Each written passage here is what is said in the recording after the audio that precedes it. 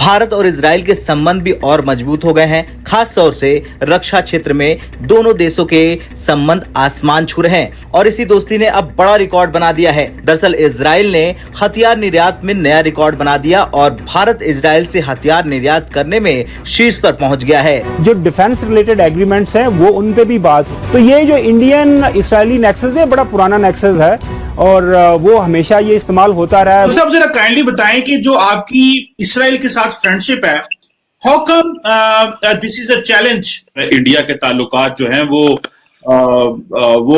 दहाइयों पे फैले हुए हैं, वो कोई नए ताल्लुकात नहीं है। भारत भी इजराइल को सपोर्ट कर, तो ये पुरानी बड़ी ख्वाहिश है दोनों ममालिक की। अब चूंकि अब मोदी आ गया है, एक्सट्रीमिस्ट माइंडसेट इधर भी आ गया है, इसराइलीज तो आपको पता है ऑलरेडी उनका एक टिल्ट रहा है। तो ये जो नेक्सस है, ये जो कुर्बतें अब बढ़ रही हैं, ये जो अब दोस्ती है इनके दरमियान आहिस्ता आहिस्ता ज्यादा मजबूत होने जा रही है, तो वो उसका एक टारगेट पाकिस्तान है। जो इसराइल और इंडिया का जो एग्रीमेंट हुआ है जिसपे एंटी टेररिज्म और उसके ऊपर जो काम हो रहा है वो क्या है और किस तरह से जो है वो पाकिस्तान भी उससे कोई फायदा उठा सकता है, कुछ सीखा जा सकता है। लेकिन पाकिस्तान में हमेशा इसराइल को एक नेगेटिव फोर्स समझा गया है, नॉट प्राइमरीली फॉर पैलेस्टाइन, लेकिन इसलिए कि इसराइल जो है वो इंडिया के बहुत करीब है।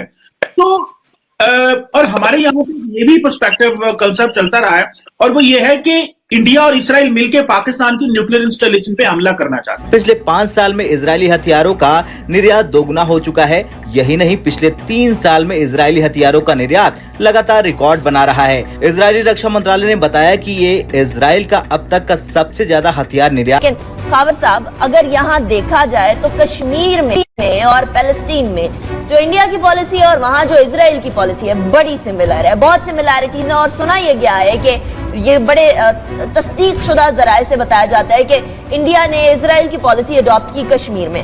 ये मुलाकातें कहने को तो बज़ाहिर एग्रीकल्चर के लिए हैं, बज़ाहिर ये चीजें आगे लेकर जाने के लिए। आपको लगता है कि सिर्फ एक फसाद रखा जा रहा है और पीछे कुछ और होगा? नहीं, इसमें अब कोई फसाद नहीं रखा जा रहा है और ये आपकी बात बिल्कुल सही है कि जो इंडियन स्ट्रेटजी है वो मोदी ने पिछले दिनों किसी जलसे में ये बात भी की थी कि जिस तरह पैलेस्टीन में इसराइलीज अपनी फोर्सेस इस्तेमाल कर रहे हैं, बिल्कुल उसी तरह across the line of control हम अब वही स्ट्रेटजी हम अपनाने जा रहे हैं। तो ये जो इंडियन इसराइली नेक्सस है बड़ा पुराना नेक्सस है और वो हमेशा ये इस्तेमाल होता रहा है। वो आपको याद होगा, ब्रिगेडियर साहब तो इसके बारे में बहुत अच्छी तरह वाकिफ होंगे कि किसी ज़माने में ये एक प्लान हुआ था कि पाकिस्तान के जो न्यूक्लियर साइट्स हैं उसको अटैक किया जाए।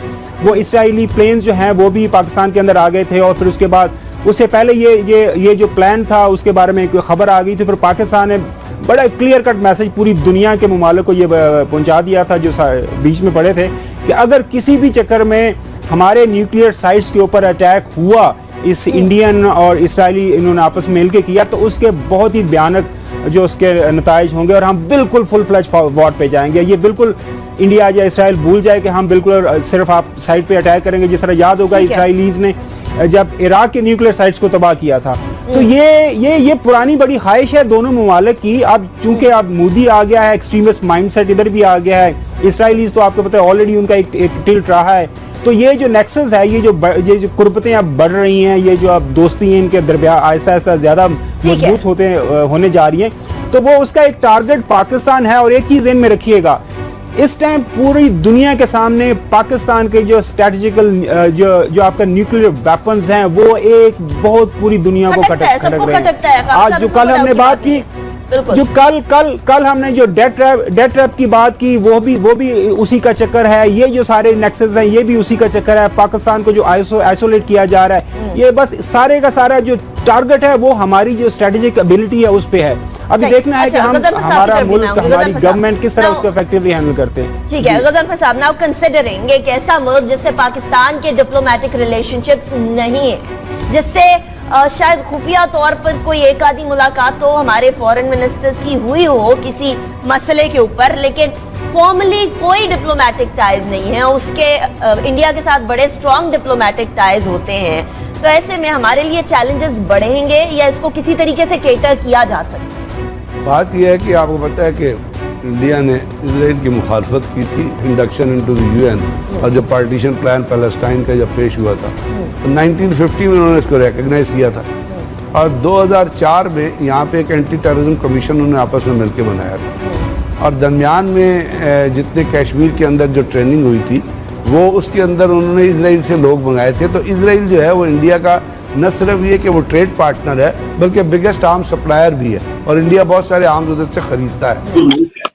लेकिन पाकिस्तान में हमेशा इसराइल को एक नेगेटिव फोर्स समझा गया है, नॉट प्राइमरीली फॉर पैलेस्टाइन, लेकिन इसलिए कि इसराइल जो है वो इंडिया के बहुत करीब है। तो और हमारे यहाँ पे ये भी पर्सपेक्टिव कंसेप्ट चलता रहा है, और वो ये है कि इंडिया और इसराइल मिलकर पाकिस्तान की न्यूक्लियर इंस्टॉलेशन पे हमला करना चाहते हैं। और ये शुरू में जब इंडिया को पता चला कि हमारी न्यूक्लियर इंस्टॉलेशन या न्यूक्लियर वेपन हम बनाने के करीब करीब है, तो ये एक तासुर चलता था कि ये अभी से खत्म कर दी जाए तो शायद अच्छा होगा। तो अक्सर इसमें पाकिस्तान में बहुत लिटरेचर लिखा गया, बहुत पढ़ा गया, लिखा गया, लोगों ने बात की। आप क्या समझते हैं इंडिया का इसराइल के साथ किस तरह का डिफेंस मैकेनिज्म है कि कल को कभी आपके ऊपर कुछ जंग होती है, क्या इसराइल जो है वो आपको सपोर्ट करेगा? करना है कि आपका इंडिया का और इसराइल का जो डिफेंस कोऑपरेशन है वो किस लेवल का कोऑपरेशन है, और किस किस्म की इक्विपमेंट आप खरीदते हैं उनसे, और कितने को पैसे दे चुके हैं इसराइल को?